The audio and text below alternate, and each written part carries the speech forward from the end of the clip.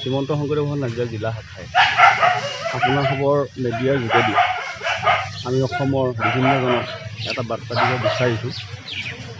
শ্ৰীমন্ত শংকৰদেৱ সংঘ অসম ৰাজ্যখনৰ প্ৰতিটো চুকে কোণে সকলোৱে জানে যে এক ধৰ্মীয়, আধ্যাত্মিক, সাংস্কৃতিক, সাহিত্যৰ এক বৃহৎ অনুষ্ঠান।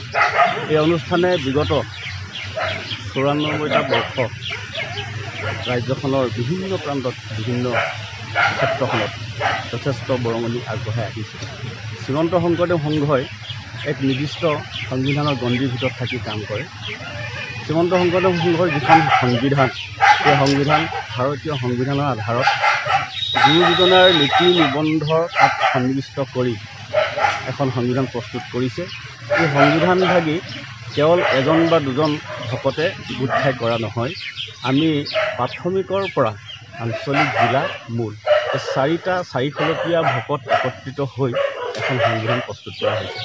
আৰু সেই সংবিধানৰ মতে, সেই সংবিধানৰ নীতি নিবন্ধত থাকি আজি ৯৪টা বৰ্ষ শ্ৰীমন্ত শংকৰদেৱ সংঘই বহু ধৰণৰ কাম কৰি আহিছে আৰু সকলোকে মাৰ বান্ধি একত্ৰিতভাৱে সম্প্ৰীতিৰে শ্ৰীমন্ত শংকৰদেৱ সংঘ আগুৱাই গৈছে।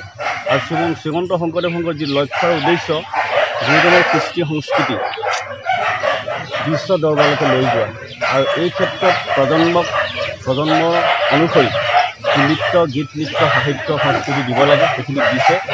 আৰু অসমৰ বিভিন্ন জাতি জনগোষ্ঠী ধৰ্ম নিৰ্বিশেষে একত্ৰিত কৰি অসমখনৰ স্বাৰ্থত, ভাষাৰ স্বাৰ্থত, অসমৰ শিল্পৰ স্বাৰ্থত কাম কৰি আহিছে। গতিকে এনে এখন সংবিধান কালি এটা অসমৰে জাতীয় অনুষ্ঠান টাইপা, সেই টাইপা অনুষ্ঠানটোৰ কেইগৰাকীমান বিষয়ববীয়া সদস্যই একত্ৰিত হৈ সংবিধানখন দাহ কৰিছে। গতিকে এই যিটো দাহ কৰিলে, এইটো যথেষ্ট ডাঙৰ অপৰাধ কৰিছে। ভাৰতীয় সংবিধানৰ ভিতৰত থাকি ভাৰতীয় নাগৰিক এজনে যিটো অনুষ্ঠানৰ এখন সংবিধান লুকায়েই হওক খোলাকেই হওক তাক দাহ কৰাটো মহা অপৰাধ। এই অপৰাধক আমাৰ ৰাজ্যখনৰ কাৰণে শুভ লক্ষণ কিন্তু নহয়।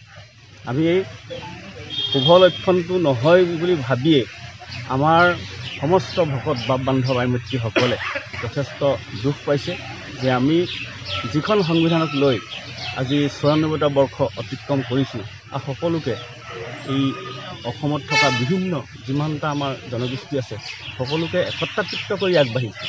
আৰু তেনে ক্ষেত্ৰত জাতীয় অনুষ্ঠান এটা জনগোষ্ঠীৰ টাইপা বোলা সেই সংগঠনটোৱে এই সংবিধানখন কুইচাৰ খাৰ কৰিছে, অৰ্থাৎ কুঠাৰাঘাত কৰিছে।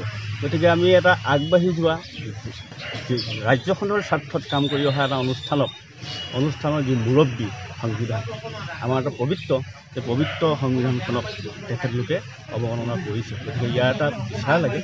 আমাৰ আজি অসমজুৰি বিভিন্ন প্ৰাথমিক, বিভিন্ন আঞ্চলিক, বিভিন্ন জিলাই এই প্ৰতিখন থানাত, সমীপৰ থানাত এজাহাৰ দাখিল কৰিছে, যাতে ইয়াৰ এটা উচিত বিচাৰ হ'ব লাগে, যাতে পৰৱৰ্তী এনেকুৱা আৰু কোনোদিন নহয় অসম ৰাজ্যখনত। আমাৰ শ্ৰীমন্ত শংকৰদেৱ সংঘৰ লগত বুলিয়েই নহয়, আন বিভিন্ন অনুষ্ঠানৰ স্বাৰ্থতো, আন বিভিন্ন অনুষ্ঠানৰ ক্ষেত্ৰতো যাতে এনেকুৱা এই সংবিধান দাহ কৰা কাৰ্যটো নহয়। কাৰণ আমি প্ৰজন্মক কি শিকাম? প্ৰজন্মক আমি সম্প্ৰীতি শিকাব লাগে, প্ৰজন্মক আমি উত্তৰণৰ কথা শিকাব লাগে, প্ৰজন্মক আমি সংস্কৃতিৰ কথা শিকাব লাগে, সাহিত্যৰ কথা শিকাব লাগে, শিল্পৰ কথা শিকাব লাগে, শিল্পী সৃষ্টি কৰিব লাগে। এনেকুৱা কিন্তু আমি আজিলৈকে দেখা নাছিলোঁ সংবিধান দাহ কৰা। এয়াই প্ৰথম, এইটো এটা কলা অধ্যায় বুলি কৈছোঁ। অন্ততঃ শ্ৰীমন্ত শংকৰদেৱ সংঘৰ প্ৰতিজন সংঘীয় অন্তৰত অত্যন্ত আঘাত পাইছে। আৰু সেয়ে আমি আজি নাজিৰা জিলা শাখাৰ অন্তৰ্গত জিলা শাখা, যুক্তলি আঞ্চলিক শাখা, নাজিৰা আঞ্চলিক শাখাৰ প্ৰাথমিক যিমানকেইখন প্ৰাথমিক একত্ৰিত হৈ হ'ল আজি দিছোঁহি। অহা কালিলেও নাজিৰা আঞ্চলিকৰ পৰা আৰু বিভিন্নখন প্ৰাথমিক আছে, তেখেতলোকৰ সেয়া এজাহাৰ দাখিল কৰিব। আৰু লগে লগেই জিলাখনৰ অন্তৰ্গত শিমলুগুৰি থানাত দিছে, গেলেকী থানাত দিছে, লাকুৱা থানাত দিছে, ইফালে হালুৱাটিং থানাত দিছে, আমগুৰি থানাত দিছে। সকলোৱে এই এজাহাৰ দাখিল কৰিছে যাতে উচিত বিচাৰ এটা পায়। আৰু আমি আপোনাৰ খবৰ যোগেদি এই কথাটো বিচাৰিছোঁ, বাৰ্তাটো পঠাব বিচাৰিছোঁ যে জিলা শাখাই আমি বিচাৰিছোঁ সম্প্ৰীতি, জিলা শাখাই বিচাৰিছোঁ আমি উত্তৰণ, জিলা শাখাই আমি বিচাৰিছোঁ শ্ৰীমন্ত শংকৰদেৱ সংঘৰ লগতে আমাৰ অসমত থকা সমস্ত অসমীয়াই যাতে আমি আগবাঢ়ি যাব পাৰোঁ সম্প্ৰীতি এনাজৰীৰে এইখিনিকে কৈছোঁ।